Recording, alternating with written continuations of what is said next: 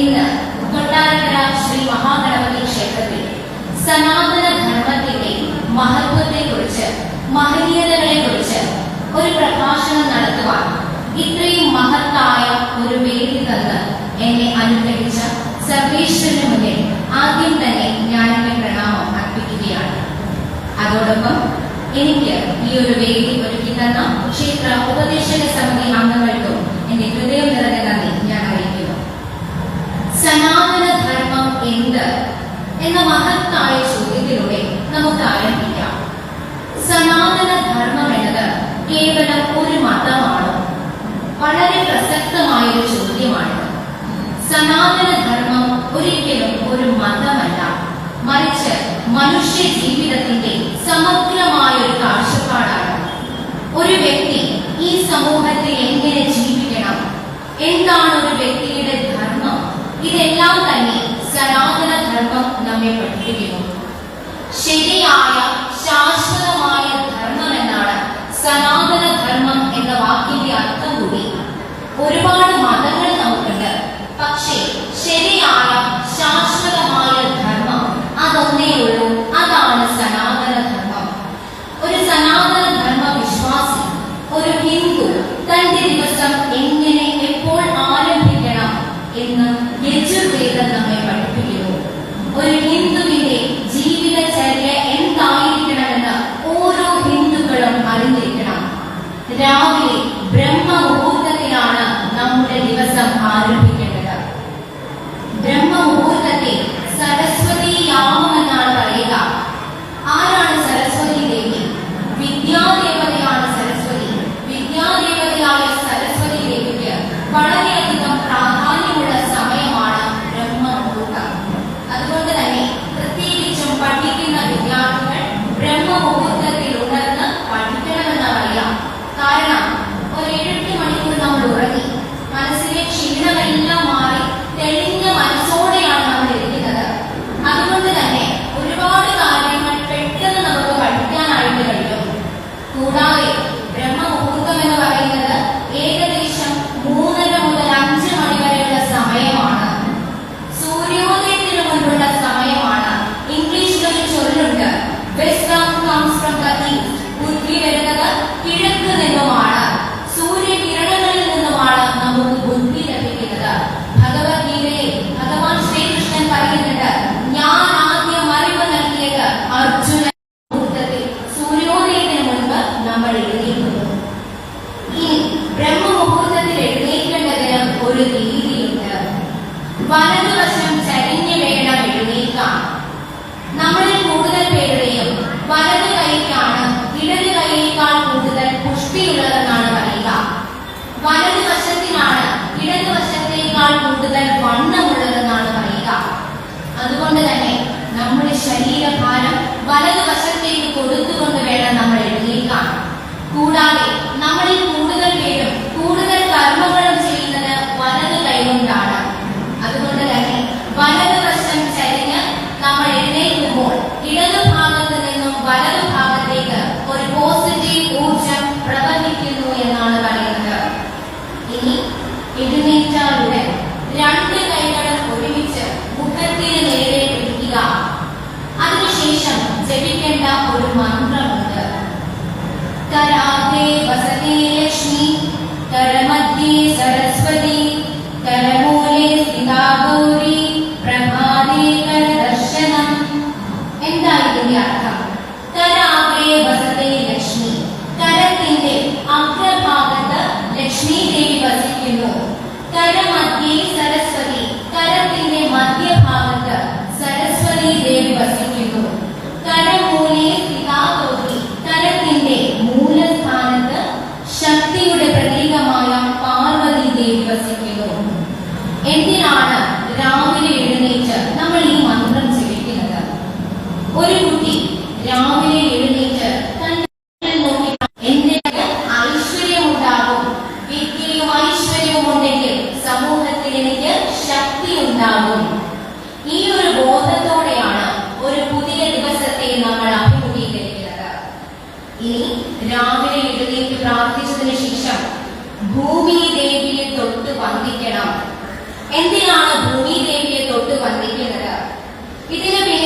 ശാസ്ത്രമുണ്ട്. ഒരു 7-8 മണിക്കൂർ നമ്മൾ ഉറങ്ങി എഴുന്നേൽക്കുമ്പോൾ നമ്മുടെ ശരീരത്തിലുള്ള ഊർജമാണ് സ്ഥിതികോർജം അഥവാ സ്റ്റാറ്റിക് എനർജി. ഈ ഊർജം കുറച്ച് നെഗറ്റീവ് ആയിട്ടുള്ള എനർജിയാണ്. നെഗറ്റീവ് എന്ന് പറയുമ്പോൾ ശാസ്ത്രീയമായി പറഞ്ഞാൽ നമ്മുടെ ശരീരത്തിലുള്ള ഇലക്ട്രോൺസിന്റെ എണ്ണം കൂടുതലായിരിക്കും. ഈ കൂടുതലായിട്ടുള്ള ഇലക്ട്രോൺസിനെ ഭൂമിയിലേക്ക് നമ്മൾ സ്പർശിക്കുമ്പോൾ നമ്മുടെ ശരീരത്തിൽ നിന്നും ഭൂമിയിലേക്ക് നമ്മൾ കൊടുക്കുകയാണ്, ഭൂമിയിലേക്ക് പ്രകടിപ്പിക്കുന്നു. നമ്മുടെ ശരീരത്തിലുള്ള നെഗറ്റീവ് എനർജി പോകുന്നു. ഇതിനെ ശാസ്ത്രം എർത്തിൽ നിന്നും സ്റ്റാറ്റിക് എനർജി എന്നും ഒക്കെ കണ്ടുപിടിക്കുന്നതിന് നൂറ്റാണ്ടുകൾ മുൻപാണ് നമ്മുടെ ഋഷീശ്വരന്മാര് ഇത്രയും ശാസ്ത്രീയമായ ഒരു തത്വം നമുക്ക് പറഞ്ഞു തന്നത്. നമ്മുടെ സനാതന ധർമ്മം എത്രയധികം ശാസ്ത്രീയമാണ് എന്നതിലൂടെ നമ്മൾ മനസ്സിലാക്കണം. ഭൂമിയിലെ ഒരുപാട് മന്ത്രങ്ങളുണ്ട്, പക്ഷേ ഏറ്റവും ശ്രേഷ്ഠമായ മന്ത്രം ഗായത്രി മന്ത്രമാണ്. ഭഗവത്ഗീതയിലെ വിഭൂതി യോഗത്തിൽ ശ്രീകൃഷ്ണ ഭഗവാൻ പറയുന്നത് ബൃഹത്സാമ തഥാസാന ഗായത്രി ഛന്ദസാമഹം മാസാനാം മാർഗശീർഷോ അഹം ഋതൂനാം കുസുമാകരഃ. എന്താ ഇതിന്റെ അർത്ഥം? സാമങ്ങളിൽ ഞാൻ ബൃഹത് സാമമാകുന്നു, ഛന്ദസ്സുകളിൽ ഞാൻ ഗായത്രിയാകുന്നു, ഋതുക്കളിൽ ഞാൻ വസന്തമാകുന്നു. അതുപോലെ ഈശ്വരൻ പറയുന്നത് വൃക്ഷങ്ങളിൽ ഞാൻ അരയാലാകുന്നു, ഭക്തന്മാരിൽ ഞാൻ പ്രഹ്ലാദനാകുന്നു, എല്ലാത്തിനെയും ശ്രേഷ്ഠമായതിനെ ഞാനാകുന്നു എന്ന് ഈശ്വരൻ പറയുകയാണ്. ഏറ്റവും ശ്രേഷ്ഠനായ ഭക്തൻ പ്രഹ്ലാദൻ, അത് ഞാനാകുന്നു. ഏറ്റവും മനോഹരമായ ഋതു വസന്തകാലം, അത് ഞാനാകുന്നു. ഏറ്റവും ശ്രേഷ്ഠമായ ഛന്ദസ് ഗായത്രി ഛന്ദസ്, അതും ഞാനാകുന്നു. ഈ ഗായത്രി ഛന്ദസ്സിൽ രചിച്ചിട്ടുള്ള മന്ത്രമാണ് സൂര്യഗായത്രി. എന്താണ് ഛന്ദസ്? മന്ത്രത്തിന്റെ മീറ്റർ സ്കെയിലെന്നോ അളവുകോലെന്നോ ഒക്കെ നമുക്ക് ഛന്ദസ്സിനെ അറിയാം. 24 അക്ഷരങ്ങളുള്ള ഒരു ഛന്ദസ്സാണ് ഗായത്രി ഛന്ദസ്. ഒരുപാട് ദേവതകൾക്ക് ഈശ്വരന്മാർക്ക് ഗായത്രി മന്ത്രമുണ്ട്. ശിവഗായത്രിയും വിഷ്ണു ഗായത്രിയും ഒക്കെയുണ്ട്. പക്ഷേ നമുക്ക് എല്ലാവർക്കും അറിയാവുന്ന ഏറ്റവും പ്രസിദ്ധമായ സൂര്യ ഗായത്രി രചിച്ചിട്ടുള്ളത് ഈ ഗായത്രി ഛന്ദസ്സിലാണ്. ഏതൊരു മന്ത്രം ജപിക്കുമ്പോഴും അതിലെ ഋഷി, ഛന്ദസ്, ദേവത എന്നിവ ജപിച്ചതിന് ശേഷം ജപിക്കുകയാണെങ്കിൽ ആ മന്ത്രത്തിന്റെ ശക്തി ഇരട്ടിയാകുമെന്നാണ് പറയുക. ഒരു മന്ത്രത്തിന്റെ ഋഷി എന്നാൽ ആ മന്ത്രം രചിച്ചിട്ടുള്ള മുനിവര്യനാണ്. ഗായത്രി മന്ത്രത്തിന്റെ ഋഷി വിശ്വാമിത്ര മഹർഷിയാണ്. ഛന്ദസ് ഗായത്രി ഛന്ദസ്സും ദേവത സവിതാ ദേവത അഥവാ സൂര്യദേവനുമാണ്. അത് ജപിക്കേണ്ടതിനൊരു രീതിയുണ്ട്. ഒരു ഗുരുതുല്യനായ വ്യക്തിയിൽ നിന്നും മാത്രം സ്വീകരിക്കേണ്ട അറിവാണിത്. ഒരു ഗുരുവിൽ നിന്നും എങ്ങനെയാണ് ഋഷി, ഛന്ദസ്, ദേവത ജപിക്കേണ്ടത് എന്ന അറിവ് സ്വായത്തമാക്കി ഗായത്രി മന്ത്രം ജപിക്കുക. ഓം ഭൂർഭുവസ്വഃ തത്സവിതുർവരേണ്യം ഭർഗോ ദേവസ്യ ധീമഹി ധിയോ യോ ന പ്രചോദയാത്. എന്താ ഇതിന്റെ അർത്ഥം? ഓം എന്നത് പ്രപഞ്ചത്തിന്റെ ശബ്ദമാണ്, ബ്രഹ്മത്തെ സൂചിപ്പിക്കുന്നു. ഭൂർഭുവസ്വഃ ഭൂമി, അന്തരീക്ഷം, സ്വർഗം എന്നിവയെ പ്രകാശിപ്പിക്കുന്ന സൂര്യ തേജസ്സിനെ ഞങ്ങൾ ധ്യാനിക്കുന്നു. ആ തേജസ് ഞങ്ങളുടെ ബുദ്ധിയെ പ്രചോദിപ്പിക്കട്ടെ. ഇതാണ് ഗായത്രി മന്ത്രത്തിന്റെ അർത്ഥം എന്ന് പറയുന്നത്. ഈ അർത്ഥമറിഞ്ഞ് ഗായത്രി മന്ത്രം രാവിലെ സൂര്യ ഭഗവാന് മുന്നിൽ ജപിക്കുക. അതിനുശേഷം കുളിയൊക്കെ കഴിഞ്ഞ് നമ്മൾ ഭക്ഷണം കഴിക്കാനിരിക്കും. നമ്മുടെ മുന്നിലിരിക്കുന്ന ഭക്ഷണത്തെ അന്നപൂർണേശ്വരിയായിട്ടാണ് നമ്മൾ കാണുന്നത്. അതുകൊണ്ട് നമ്മുടെ മുന്നിൽ ഈശ്വരനാണ് ഇരിക്കുന്നത് എന്ന ബോധത്തോടെ ഭക്തിപൂർവം വേണം ഭക്ഷണം കഴിക്കാൻ. ഏത് ഭക്ഷണം കഴിച്ചാലും അത് ഈശ്വരൻ അർപ്പിച്ചതിന് ശേഷം മാത്രമേ കഴിക്കാവൂ. ഒരു ഭക്ഷണം കഴിക്കുന്നതിന് മുൻപ് ജപിക്കേണ്ട ഒരു മന്ത്രമുണ്ട്, ഭോജന മന്ത്രം. ഓം ബ്രഹ്മാർപ്പണം ബ്രഹ്മഹവൻ ബ്രഹ്മാഗ്നോ ബ്രഹ്മണാഹുതം ബ്രഹ്മൈവ തേന ഗന്തവ്യം ബ്രഹ്മകർമ്മ സമാധിനാ. ഓം. ഇതാണ് ഭോജന മന്ത്രം.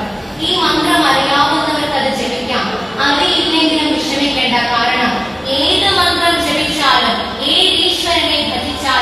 അതെന്നിലാണ് എത്തുന്നതെന്ന് ഭഗവാൻ ശ്രീകൃഷ്ണൻ പറഞ്ഞിട്ടുണ്ട്.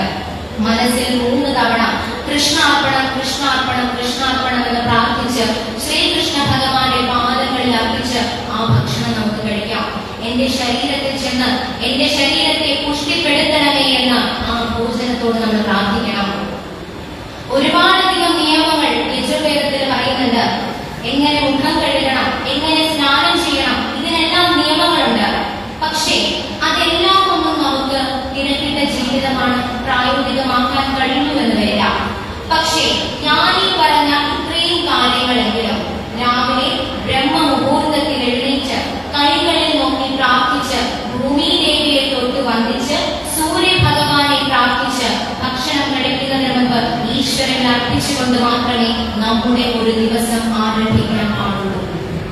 ഇതിനു പിന്നിലെ ശാസ്ത്രീയമായ വശം കൂടി ഞാൻ പറയും. അതിനൊരു കാരണമുണ്ട്.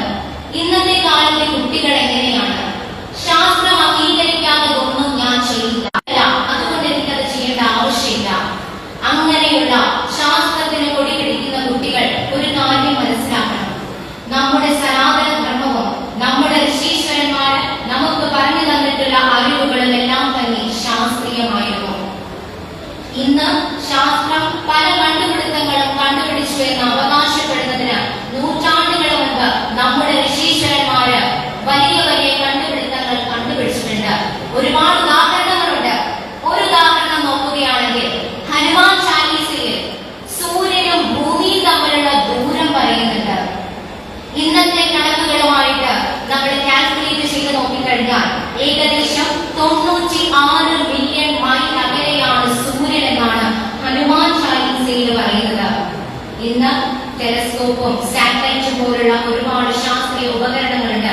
ശാസ്ത്രം എന്ന് അവകാശപ്പെടുന്നത് സൂര്യനും ഭൂമിയും തമ്മിലുള്ള ദൂരം 93 മൈൽസ് എന്നാണ്. അതിനോട് എത്ര അടുത്ത് വരുന്ന ഒരു കണക്കാണ് നൂറ്റാണ്ടുകൾ മുൻപ് നമ്മുടെ ഋഷീശ്വരന്മാര് പറഞ്ഞു വെച്ചത്. അവരുടെ ബുദ്ധിയുടെ തലം എത്രമാത്രമായിരുന്നു എന്ന് ഇതിലൂടെ നമ്മൾ മനസ്സിലാക്കണം. അതുപോലെ തന്നെ നമ്മൾ എല്ലാവരും കേട്ടിട്ടുള്ള ഒരു കഥയായിരിക്കും. ഹനുമാൻ സൂര്യനെ തന്റെ ഗുരുവായി സ്വീകരിക്കാനായി പോകുമ്പോ സൂര്യ ഭഗവാൻ പറയുന്നുണ്ട്, ഞാൻ എപ്പോഴും സഞ്ചരിച്ചു കൊണ്ടിരിക്കുകയാണ്. അപ്പോൾ ഹനുമാൻ പറയുന്നുണ്ട്, സാരമില്ല, അങ്ങയുടെ മുൻപിൽ സഞ്ചരിച്ചുകൊണ്ട് ഞാൻ പിന്നിലേക്ക് നോക്കിക്കൊള്ളാം. അതൊരു കഥയാണ്. പക്ഷേ ഈ കഥയിൽ ഋഷീശ്വരന്മാർ പറഞ്ഞു വെക്കുന്നത് ഒരു ശാസ്ത്രമാണ്. നമ്മുടെ സൗരയൂഥത്തിൽ സോളാർ സിസ്റ്റത്തിൽ മറ്റുള്ള ഗ്രഹങ്ങളോടൊപ്പം സൂര്യനും ഭ്രമണം ചെയ്തുകൊണ്ടിരിക്കുകയാണ്, റിവോൾവ് ചെയ്തുകൊണ്ടിരിക്കുകയാണ്. ഈ ശാസ്ത്രീയമായ തത്വം തന്നെയാണ് നമ്മുടെ ഋഷീശ്വരന്മാര് കഥയിലൂടെ നമുക്ക് പറഞ്ഞു തന്നത്. കൂടാതെ നമ്മുടെ പല ഗ്രന്ഥങ്ങളിലും പറയുന്നത് ഈ പ്രപഞ്ചത്തിന്റെ സൃഷ്ടിക്ക് കാരണമായത് ശിവശക്തി ഐക്യമാണ് എന്നാണ്. ഈ തത്വത്തെ അംഗീകരിക്കുന്ന രീതിയിലാണ് ജർമ്മനിയിലെ മാക്സ് പ്ലാങ്ക് യൂണിവേഴ്സിറ്റിയിലെ ശാസ്ത്രജ്ഞർ നമ്മുടെ മിൽക്കി വേ ഗാലക്സി, പാലാഴി എന്ന പദവുമായിട്ട് എത്ര സാമ്യമുള്ള വാക്കാണ് മിൽക്കി വേ. നമ്മൾ ജീവിക്കുന്ന മിൽക്കി വേ ഗാലക്സിയുടെ സൃഷ്ടിക്ക് കാരണമായ building blocks of milky way Galaxy എന്നാണ് പറയുന്നത്. സൃഷ്ടിക്ക് കാരണമായ 2 നക്ഷത്ര കൂട്ടങ്ങൾക്ക് ശിവ ആൻഡ് ശക്തി എന്നാണ് പേര് നൽകിയിരിക്കുന്നത്. ഭാരതീയരല്ല, ജർമ്മനിയിലെ ശാസ്ത്രജ്ഞരാണ്. ഇതൊക്കെ കേൾക്കുമ്പോൾ ഒരു ഭാരതീയനായി ജനിച്ചതിൽ, ഒരു സനാതന ധർമ്മ വിശ്വാസിയായി ജനിച്ചതിൽ നാം ഓരോരുത്തരും അഭിമാനിക്കുകയാണ് വേണ്ടത്. കൂടാതെ നമ്മൾ മീഡിയകളിലൊക്കെ കണ്ടു കാണും, സുനിത വില്യംസ് നാസയുടെ അമേരിക്കയുടെ ബഹിരാകാശ പര്യടനത്തിന് പോയപ്പോ തന്നോടൊപ്പം കൊണ്ടുപോയത് ഭഗവത്ഗീതയും ഗണപതി ഭഗവാന്റെ ഒരു വിഗ്രഹവുമാണ്. തന്റെ മുൻപുള്ള പല പര്യടനങ്ങളിലും സുനിത വില്യംസ് ഭഗവത്ഗീത കൊണ്ടുപോയിരുന്നു. തന്റെ വിജയത്തിന് കാരണമായി പറയുന്നത് ഭഗവത്ഗീതയിലെ മോട്ടിവേഷൻ ആണ്. ഒരു മനുഷ്യ മനസ്സിന്റെ എല്ലാ തലങ്ങളെ പറ്റിയും ഭഗവത്ഗീതയിൽ പ്രതിപാദിക്കുന്നുണ്ട്. അർജുനന്റെ ആ ഒരു അവസ്ഥയിൽ നമ്മൾ ഓരോരുത്തരും എത്തിച്ചേരും. അന്ന് നമുക്ക് എന്ത് മോട്ടിവേഷൻ ആണ് തരേണ്ടത് എന്ന് ശ്രീകൃഷ്ണ ഭഗവാൻ അർജുനന് പറഞ്ഞു കൊടുത്തു. ഓരോ ഭാരതീയനും അഭിമാനിക്കുകയാണ് വേണ്ടത്. ഇന്ന് നമ്മൾ ശാസ്ത്രത്തിന് പിന്നാലെ പോകുമ്പോൾ ശാസ്ത്രം സനാതന ധർമ്മത്തിലേക്ക് വന്നുകൊണ്ടിരിക്കുകയാണ്.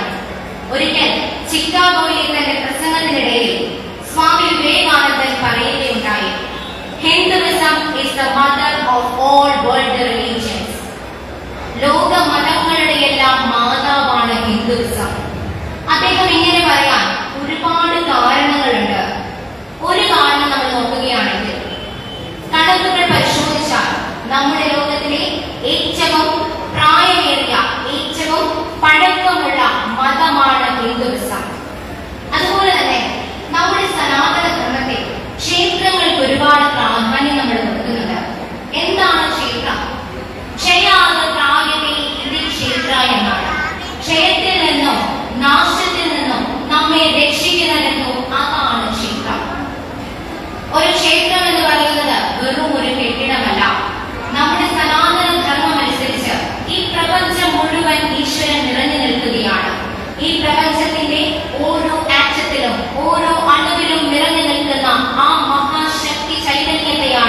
മഹാവിശ്വ മഹാവിഷ്ണു എന്ന് നമ്മൾ വിളിക്കുന്നത്. പക്ഷേ ഈ പ്രപഞ്ചം മുഴുവൻ ഈശ്വരൻ നിറഞ്ഞു നിൽക്കുകയാണ് എന്ന് പറയുമ്പോഴും സാധാരണക്കാരായ നമുക്ക് ഈ പ്രപഞ്ചത്തിൽ എല്ലാത്തിലും സമഭാവനയോടുകൂടി ഈശ്വരനെ കാണാൻ കഴിഞ്ഞുവെന്ന് വരില്ല, ഈശ്വര ചൈതന്യം അനുഭവിക്കാൻ കഴിഞ്ഞുവെന്ന് വരില്ല. അങ്ങനെയുള്ള സാധാരണക്കാരായ നമുക്ക് ഈശ്വര ചൈതന്യം അനുഭവിച്ചറിയുവാനുള്ള ശക്തി കേന്ദ്രങ്ങളാണ് ക്ഷേത്രങ്ങൾ, ഊർജ കേന്ദ്രങ്ങളാണ് ക്ഷേത്രങ്ങൾ. ക്ഷേത്രം എന്നാൽ നമ്മൾ ഓരോരുത്തരുമാണ്. ഈ മനുഷ്യ ശരീരം തന്നെയാണ് ക്ഷേത്രം. ഗർഭഗൃഹം ശിരപ്രോക്തം അന്തരാളം മുഖം കഥ സുഖാസനം ഗണചൈവ ബാഹുശ്ചൈവാർത്ഥമണ്ഡപം മഹാമണ്ഡപം മുക്ഷ്യസ്യാൻ പ്രാകാരം ജാനുജൻകയോ ഗോപുരം ദേവപാദം സ്യാൻ യത്യേതേ ലക്ഷണം ശുഭം എന്നാണ്. ഒരു ക്ഷേത്രത്തിലെ ഈശ്വരന്റെ വിഗ്രഹമിരിക്കുന്ന ഗർഭഗൃഹം അകത്തെ ബലിവട്ട മുഖമായും നമസ്കാര മണ്ഡപം ഗളമായും നാലമ്പലം കൈകളായും പുറത്തെ പ്രദക്ഷിണ വഴി ഉച്ചസ്ഥാനമായും മതിൽകെട്ട് കാലുകളായും ഗോപുരം ദേവപാദങ്ങളായുമാണ് വർണ്ണിക്കുന്നത്. ഒരു നിവർന്നു കിടക്കുന്ന ദേവശരീരമാണ് ക്ഷേത്രം. ഒരു ക്ഷേത്രത്തിലെ ഈശ്വരന്റെ വിഗ്രഹം ഇരിക്കുന്ന ഗർഭഗൃഹത്തിന് ഈശ്വരന്റെ ശിരസിന്റെ സ്ഥാനം മാത്രമാണുള്ളത്. ഒരു ക്ഷേത്രത്തിലെ ഗോപുരം എന്നാൽ ഈശ്വരന്റെ പാദങ്ങളാണ്. ഒരു ക്ഷേത്രത്തിലെ ഗോപുരം നമ്മൾ കടന്നു കഴിഞ്ഞാൽ ഈശ്വരന്റെ ശരീരത്തിലൂടെയാണ് നമ്മൾ നടക്കുന്നത്. അത്രയധികം ഭക്തിപൂർവ്വം വേണം ക്ഷേത്ര ദർശനം നടത്തുവാൻ. അതുപോലെ ഇപ്പോൾ ഉത്സവമാണ്, കൊടിയേറ്റ് നടന്നു. കൊടി കയറുന്നത് കണ്ടാൽ ഇറങ്ങുന്നതും കാണണമെന്നാണ് പറയുക. അതെന്തുകൊണ്ടാണ്? ഒരു ക്ഷേത്രത്തിലെ കൊടിമരം എന്നത് ഈശ്വരന്റെ നട്ടെല്ലാണ്. അതിനെ ചുറ്റിയിരിക്കുന്ന കൊടികയർ സുഷുമ്നാ നാഡിയെയും അതിലുള്ള കൊടിക്കൂറ കുണ്ഡലിനി ശക്തിയെയും പ്രതിനിധാനം ചെയ്യുന്നു. നമ്മുടെ മനുഷ്യ ശരീരത്തിൽ നട്ടെല്ലിന് താഴെ മൂലാധാര ചക്രത്തിൽ 3.5 ചുറ്റിൽ കുണ്ഡലിനി ശക്തിയുണ്ട്. സാധനകളൊക്കെ ചെയ്ത് വലിയ വലിയ സിദ്ധന്മാർ ഈ കുണ്ഡലിനി ശക്തിയെ സുഷുമ്നാ നാഡിയിലൂടെ സഹസ്രാര ചക്രത്തിൽ എത്തിക്കുന്നു. ഇത് തന്നെയാണ് കൊടി കയറ്റത്തിലൂടെ നമ്മൾ മനസ്സിലാക്കുന്നത്. മുകളിലെത്തിയ കുണ്ഡലിനി ശക്തി നമുക്ക് എൻലൈറ്റൻമെന്റ് തരും. പക്ഷേ ഈ കുണ്ഡലിനി ശക്തിയെ തിരികെ അതിന്റെ ബേസ് ചക്രയായ മൂലാധാര ചക്രത്തിൽ എത്തിക്കണം. ഇല്ല എന്നുണ്ടെങ്കിൽ നമ്മുടെ മാനസിക സ്ഥിരത നഷ്ടമാകുമെന്നാണ് പറയുന്നത്. അതുകൊണ്ട് ഋഷീശ്വരന്മാര് സിദ്ധന്മാര് മുകളിലെത്തിയ കുണ്ഡലിനി ശക്തിയെ സുഷുമ്നാ നാഡിയിലൂടെ തിരികെ മൂലാധാര ചക്രത്തിൽ എത്തിക്കുന്നു. ഇത് തന്നെയാണ് കൊടിയിറക്കം. അതുകൊണ്ടാണ് കൊടി കയറുന്നത് കണ്ടാൽ കൊടി ഇറങ്ങുന്നതും കാണണമെന്ന് പറയുന്നത്. അപ്പോൾ ഒരു ക്ഷേത്രം എന്നത് നമ്മുടെ ഈ ശരീരം തന്നെയാണ്. ഇതം ശരീരം കൗന്ദേയ ക്ഷേത്രമിത്യഭിധീയതേ. ഈ ശരീരം തന്നെയാണ് ക്ഷേത്രം അർജുന. അല്ലെ, നമ്മുടെ ഈ ശരീരമാണ് ക്ഷേത്രം. ഇതിനുള്ളിലെ ജീവനാണ് ക്ഷേത്രത്തിലെ ചൈതന്യം. നമ്മുടെ ഉള്ളിലുള്ള ജീവനും ക്ഷേത്രത്തിലെ ചൈതന്യവും ഈ പ്രപഞ്ചം മുഴുവൻ നിറഞ്ഞു നിൽക്കുന്ന മഹാശക്തിയുമെല്ലാം ബ്രഹ്മത്തിന്റെ ഭാഗമാണ്. എന്താണ് ബ്രഹ്മം? ഒരു സനാതന ധർമ്മ വിശ്വാസി ഈശ്വരൻ എന്ന വിശ്വാസത്തിനും അപ്പുറമുള്ള ബ്രഹ്മത്തെ ഉപാസിക്കുന്നവരാണ്. ബ്രഹ്മ ഉപാസകരാണ് നമ്മൾ. എന്താണ് ബ്രഹ്മം? ഇത് എളുപ്പത്തിൽ മനസ്സിലാക്കണമെങ്കിൽ നമ്മുടെ ഈശ്വരനാമമായിട്ട് എന്താണ് കാണാൻ കഴിയുക? ഓം നമഃ ശിവായ, ഓം നമോ നാരായണായ നമഃ, ഓം ഗം ഗണപതയേ നമഃ, ഓം ഹ്രീം ദും ദുർഗായേ നമഃ.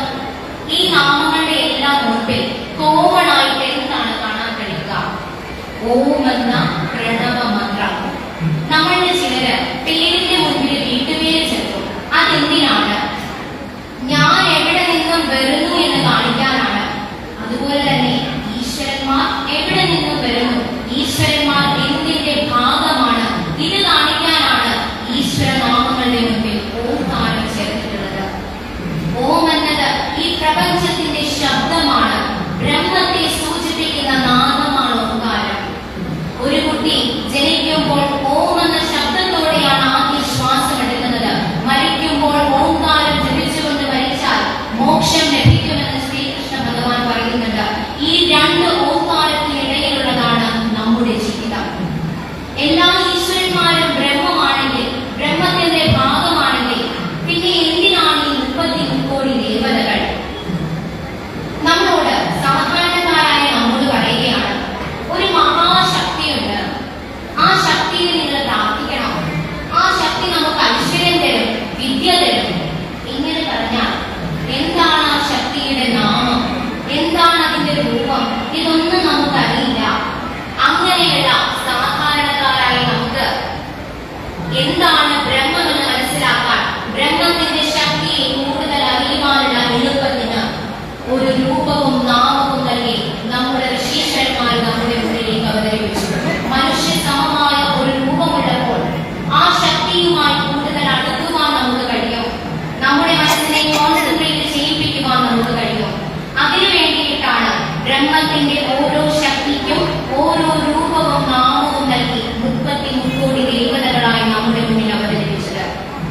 നമുക്ക് ഇഷ്ടമുള്ള ശക്തിയെ ഇഷ്ടമുള്ള രൂപത്തിലും ഭാവത്തിലും ആരാധിക്കുവാനുള്ള സ്വാതന്ത്ര്യം നമ്മുടെ സനാതന ധർമ്മം നമുക്ക് നൽകുന്നുണ്ട്. അത് നമ്മുടെ ധർമ്മത്തിന്റെ ഒരു പ്രത്യേകതയാണ്. മറ്റൊരു പ്രത്യേകത എന്താണ്? നമ്മുടെ സനാതന ധർമ്മത്തിന്റെ മൂല്യങ്ങളെല്ലാം തന്നെ ഒരൊറ്റ ഗ്രന്ഥത്തിൽ ഒതുങ്ങുന്നതല്ല. ഒരു ഗ്രന്ഥശാല തന്നെ തുടങ്ങുവാനുള്ള ഗ്രന്ഥങ്ങൾ നമുക്കുണ്ട്. ഗ്രന്ഥങ്ങൾ എന്നാൽ അറിവാണ്. നമ്മുടെ ഋഷീശ്വരന്മാരുടെ അറിവിനെയാണ് സൂചിപ്പിക്കുന്നത്. പ്രധാനമായും 4 വേദങ്ങൾ നമുക്കുണ്ട്. ഋഗ്വേദം, യജുർവേദം, സാമവേദം, അഥർവവേദം. 108 ഉപനിഷത്തുകളുണ്ട്. മാണ്ഡൂക്യം എന്നിങ്ങനെ പ്രധാനമായ 18 ഉപനിഷത്തുകൾ. 18 പുരാണങ്ങൾ നമുക്കുണ്ട്. ശിവപുരാണം, വിഷ്ണുപുരാണം, സ്കന്ദപുരാണം, അഗ്നിപുരാണം എന്നിങ്ങനെ 18 പുരാണങ്ങൾ. ഇതിഹാസങ്ങൾ നമുക്കുണ്ട്. ഭഗവത്ഗീത നമുക്കുണ്ട്. ഈ ഗ്രന്ഥങ്ങളുടെ എല്ലാം അൾട്ടിമേറ്റ് ആയ ലക്ഷ്യം എന്താണ്? വേദങ്ങൾ കർമ്മകാണ്ഡത്തിന് പ്രാധാന്യം നൽകിക്കൊണ്ട്, എന്താണ് കർമ്മകാണ്ഡം? നാമജപം, ഹോമം തുടങ്ങിയ കർമ്മങ്ങൾ ചെയ്തുകൊണ്ട് എങ്ങനെ ബ്രഹ്മത്തിലെത്താം, ഇതാണ് വേദങ്ങൾ നമുക്ക് പഠിപ്പിച്ചു തരുന്നത്. ഉപനിഷത്തുകൾ ജ്ഞാനകാണ്ഡത്തിന് പ്രാധാന്യം നൽകുന്നു. ഞാൻ ആര് എന്ന ഏറ്റവും വലിയ ജ്ഞാനം സ്വായത്തമാക്കിക്കൊണ്ട് ബ്രഹ്മത്തിൽ എങ്ങനെ എത്താം, അതാണ് ഉപനിഷത്തുകൾ നമുക്ക് പറഞ്ഞു തരുന്നത്. പുരാണങ്ങൾ എന്നാൽ കഥകളാണ്. പുരാണ കഥകൾ നമ്മിൽ ധർമ്മബോധം ഉണർത്തുന്നു. നമ്മൾ കേട്ടിട്ടുണ്ട്, ശ്രീരാമൻ ഒളിച്ചിരുന്ന് ഭാര്യയെ അമ്പെയ്തു. ശരിയാണോ തെറ്റാണോ? നമ്മൾ പറയും അത് തെറ്റാണ്. അതിന്റെ ഫലം ഈശ്വരൻ അനുഭവിച്ചു. ശ്രീകൃഷ്ണനായി ജനിച്ചപ്പോൾ വേടൻ ഒളിച്ചിരുന്ന് അമ്പെയ്തു. ശരിയും തെറ്റും എന്തെന്ന് നമ്മൾ വിശകലനം ചെയ്തു. അതിലൂടെ നമ്മൾ എന്ത് മനസ്സിലാക്കണം? ഈശ്വരനായാൽ പോലും ചെയ്ത പ്രവർത്തികൾക്കുള്ള ഫലം അനുഭവിച്ചിരിക്കും. നമ്മിൽ ധർമ്മബോധം ഉണർത്തുകയാണ് പുരാണങ്ങൾ ചെയ്യുന്നത്. ധർമ്മബോധം ഉണർത്തിക്കൊണ്ട് വേദങ്ങളിലെയും ഉപനിഷത്തുകളിലെയും തത്വങ്ങൾ മനസ്സിലാക്കാൻ ബുദ്ധിമുട്ടുള്ള സാധാരണക്കാരായ നമുക്ക് കഥകളിലൂടെ ധർമ്മബോധം ഉണർത്തുകയാണ് പുരാണങ്ങൾ. അതുപോലെ തന്നെ നമ്മുടെ സനാതന ധർമ്മത്തിന് ഒരുപാട് മൂല്യങ്ങളുണ്ട്. സത്യവും ന്യായവും നീതിയും അഹിംസയുമാണ് എന്റെ മൂല്യങ്ങളെന്ന് കൈ ഉയർത്തിപ്പിടിച്ചുകൊണ്ട് പറയുവാൻ ഒരു സനാതന ധർമ്മ വിശ്വാസിക്ക് മാത്രമേ കഴിയുകയുള്ളൂ. സത്യവും ന്യായവും നീതിയും അഹിംസയുമാണ് നമ്മുടെ മൂല്യങ്ങൾ. അതുപോലെ തന്നെ 5 അടിസ്ഥാന തത്വങ്ങൾ നമുക്കുണ്ട്. ധർമ്മം, കർമ്മം, പുനർജന്മം, ഋതം, മോക്ഷം എന്നിങ്ങനെ 5 അടിസ്ഥാന തത്വങ്ങൾ. എന്താണ് ധർമ്മം? നമുക്ക് ഓരോരുത്തർക്കും നമ്മുടേതായ ധർമ്മമുണ്ട്. ഒരു വിദ്യാർത്ഥി എന്ന നിലയിൽ നമുക്ക് നമ്മുടെ ധർമ്മമുണ്ട്. ഒരു മാതാവിനും പിതാവിനും അവരവരുടേതായ ധർമ്മമുണ്ട്. ഒരു ഗുരുവിന് ഗുരുവിൻ്റെതായ ധർമ്മമുണ്ട്. ഒരു വിദ്യാർത്ഥി എന്ന നിലയിൽ നമ്മുടെ ധർമ്മം എന്താണ്? നന്നായി പഠിക്കുക, നല്ലൊരു ശിഷ്യനാവുക, നല്ല നല്ല മൂല്യങ്ങൾ നമ്മളിൽ ഉണ്ടാക്കുക, അമ്മയ്ക്കും അച്ഛനും നല്ലൊരു മകനോ മകളോ ആവുക. അതാണ് നമ്മുടെ ധർമ്മം. ഒരു മാതാവിന്റെ ധർമ്മം എന്താണ്? ഒരു വ്യക്തിയുടെ ജീവിതത്തിന് ഏറ്റവും അധികം പ്രാധാന്യം ഒരു മാതാവിനാണുള്ളത്.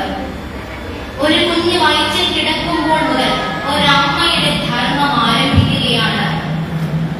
കുട്ടി വയറ്റിൽ കിടക്കുമ്പോൾ അമ്മ നല്ല നല്ല കാര്യങ്ങൾ ചിന്തിക്കുകയും പ്രവർത്തിക്കുകയും ചെയ്താൽ അതിന്റെ ഗുണം കുട്ടിക്കുണ്ടാകും. അമ്മയുടെ ചിന്തകൾ കുട്ടിയെ സ്വാധീനിക്കുന്നു. അതിനൊരു ഉദാഹരണമാണ് അഭിമന്യുവിന്റെ കഥ. ഈ കുട്ടി വളർന്നു. എന്റെ മകൻ അല്ലെങ്കിൽ മകൾ എന്ത് പറയുന്നോ അത് ഞാൻ ചെയ്തു കൊടുക്കും, എന്താവശ്യപ്പെട്ടാലും ഞാനത് കൊടുക്കും. അതല്ല ഒരു അമ്മയുടെ ധർമ്മം. കുട്ടിയിൽ ധർമ്മബോധം ഉണർത്തി കൊടുക്കുക എന്നുള്ളതാണ് ഒരു അമ്മയുടെ ധർമ്മം. എവിടെയാണോ ധർമ്മമുള്ളത് അവിടെയേ വിജയമുള്ളൂ എന്ന് ഒരു കുട്ടിക്ക് പറഞ്ഞു കൊടുക്കണം. അതാണ് ഗാന്ധാരിയും കുന്തിദേവിയും തമ്മിലുള്ള വ്യത്യാസം.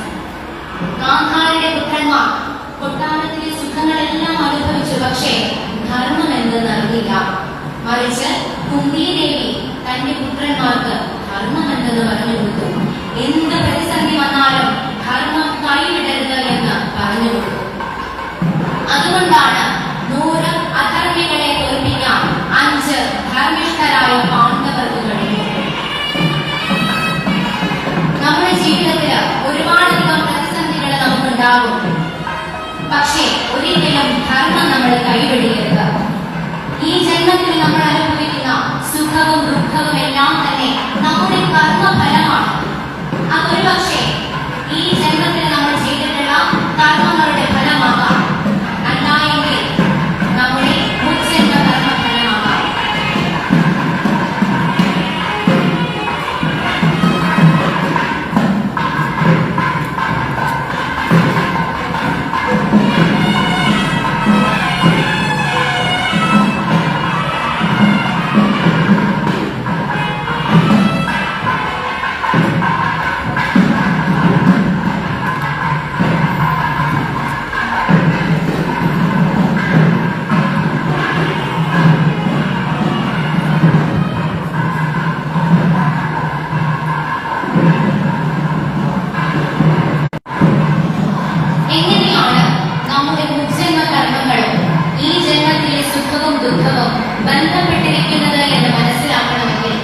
ഭീഷ്മരുടെ കഥ നമ്മൾ അറിയണം. മഹാഭാരതത്തിൽ തന്നെ ഏറ്റവും അധികം ദുഃഖവും ദുരിതവും അനുഭവിച്ച ഒരു കഥാപാത്രമാണ് ഭീഷ്മർ. ഒരുപാടധികം അധർമ്മങ്ങൾക്ക് മൗനിയായി നിന്ന് കാണിയാകേണ്ടി വന്നു. മരിക്കുമ്പോൾ ശരശയ്യയിൽ കിടന്ന് മരിക്കേണ്ടി വന്നു.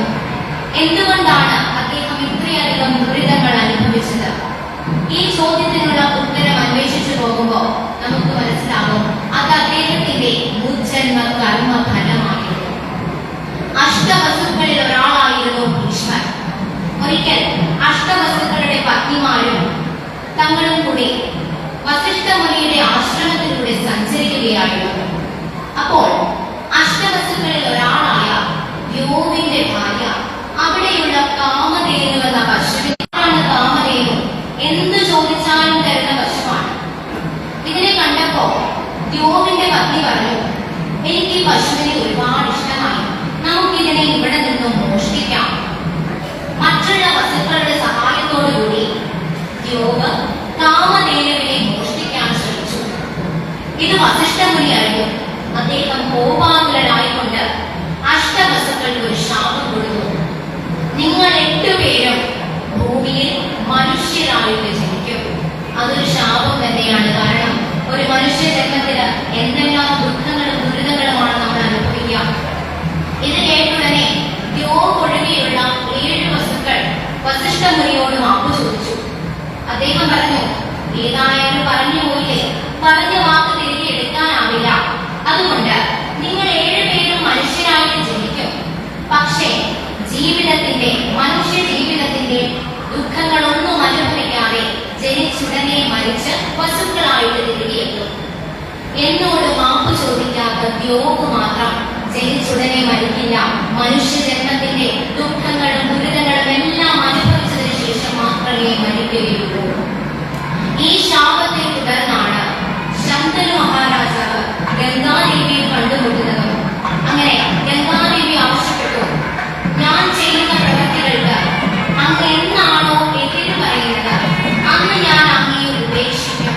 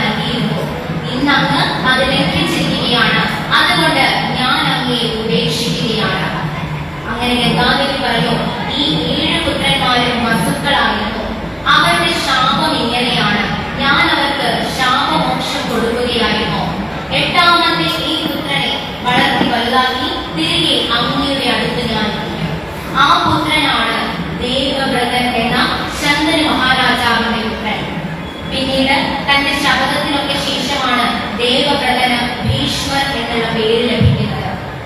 അങ്ങനെ പോവുകയാണ് ഭീഷ്മരുടെ കഥ.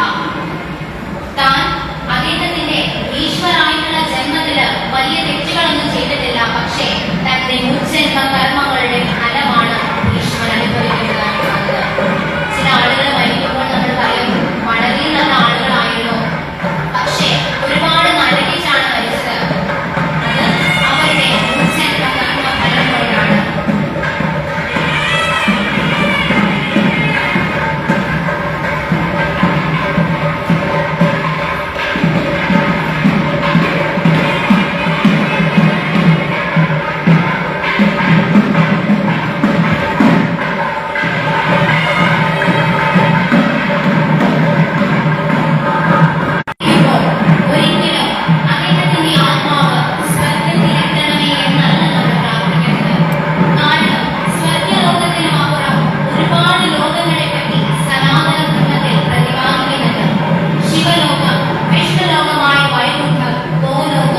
കൊട്ടാരക്കര ശ്രീ മഹാഗണപതി ക്ഷേത്രത്തിലെ മേടത്തിരുവാതിര മഹോത്സവത്തോടനുബന്ധിച്ചുള്ള മതപ്രഭാഷണമാണ് നടക്കുന്നത്. ഒരു 8ാം ക്ലാസ്സുകാരിയായ പെൺകുട്ടിയുടെ മതപ്രഭാഷണമാണ് ഇപ്പോൾ കൊട്ടാരക്കര ശ്രീ മഹാഗണപതി ക്ഷേത്രത്തിൽ നടക്കുന്നത്.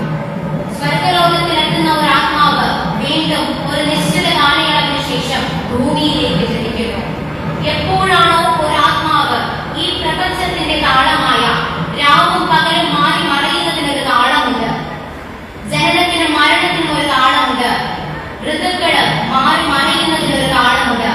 അതിന്റെ താളമായ ശിവതാണ്ഡവ താളത്തിനും അതീതമായ ശിവോഹത്തിൽ ലയിക്കുന്നത് അപ്പോൾ മാത്രമേ ഒരു ആത്മാവിന് മോക്ഷം ലഭിക്കുന്നുള്ളൂ. ഈ പ്രപഞ്ച താളമായ ശിവതാണ്ഡവ താളത്തെ വർണ്ണിക്കുന്ന ഒരു സ്തോത്രമുണ്ട്, ശിവതാണ്ഡവ സ്തോത്രം. ഈ സ്തോത്രം രചിച്ചിട്ടുള്ളത് രാവണനാണ്.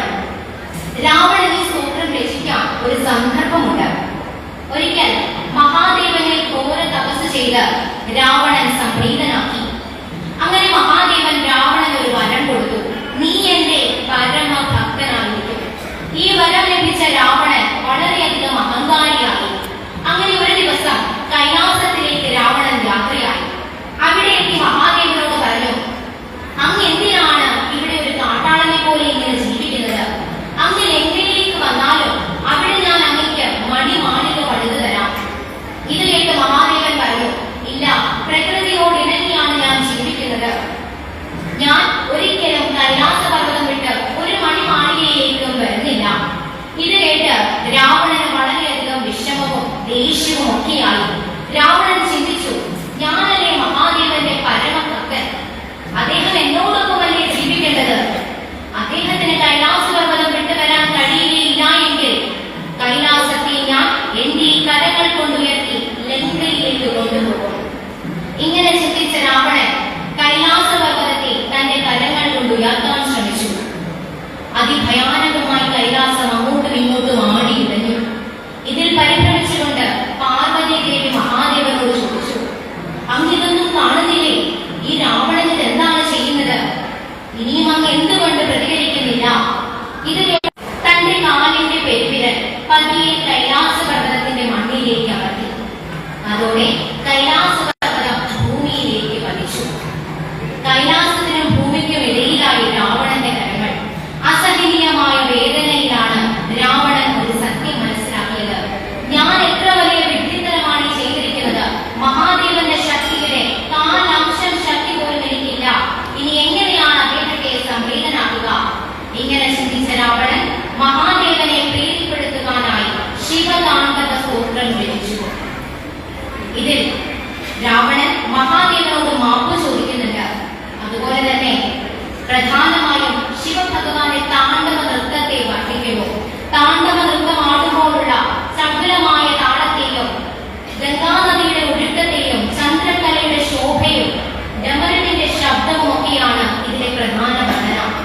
അതുപോലെ തന്നെ ഇതിൽ ഒരിടത്ത് രാവണൻ പറയുന്നുണ്ട്, ഏതൊരാളാണോ ശിവഭഗവാന്റെ നാമം ഉരുവിടുന്നത് അവൻ എല്ലാ ദുരിതങ്ങളിൽ നിന്നും മോചിതനാകും, എപ്പോഴും സുഖവാനായിരിക്കും. ശിവേതി മന്ത്രം ഉച്ചരൻ സദാ സുഖി ഭവാമ്യഹമെന്നാണ്. എത്ര വലിയ തെറ്റാണ് രാവണൻ ചെയ്തതെങ്കിലും മഹാദേവൻ ശിവതാണ്ഡവ സ്തോത്രത്തിൽ സംപ്രീതനായിക്കൊണ്ട് രാവണന് മാപ്പ് നൽകി. എന്നും ശിവഭക്തർ വളരെയധികം പ്രാധാന്യം കൊടുക്കുന്ന ഒരു സ്തോത്രമാണ് ശിവതാണ്ഡവ സ്തോത്രം. ഇന്ന് മഹാദേവന്റെ സമ്പൂർണ്ണ സാന്നിധ്യമുള്ള കിഴക്കേക്കര ശ്രീ മഹാദേവ ക്ഷേത്രമായ ശ്രീ മഹാഗണപതി ക്ഷേത്രത്തിൽ നമുക്ക് ശിവഭഗവാന്റെ മുന്നിൽ താണ്ഡവ സ്തോത്രം ജപിക്കാം. കഴിയുന്നവര് കണ്ണടച്ചിരുന്ന മഹാദേവന്റെ താണ്ഡവ രൂപം മനസ്സിൽ ധ്യാനിക്കുക.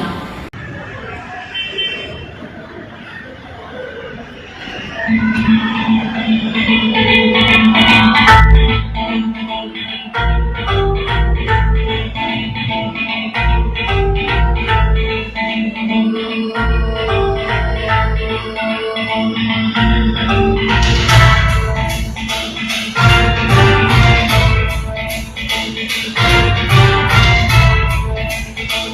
you.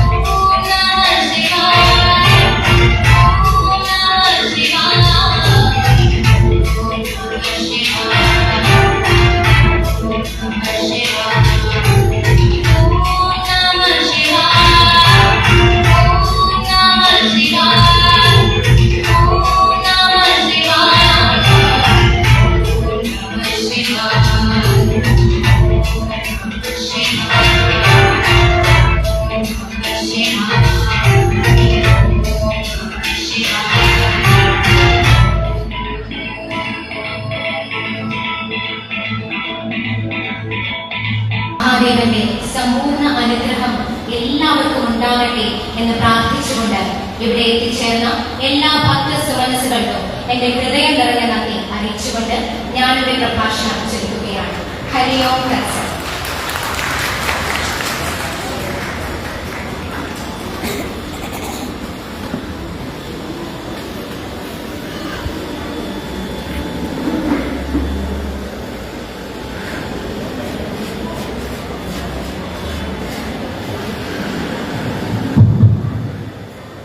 ഓം വെങ്കടേശ്വരായ നമഃ.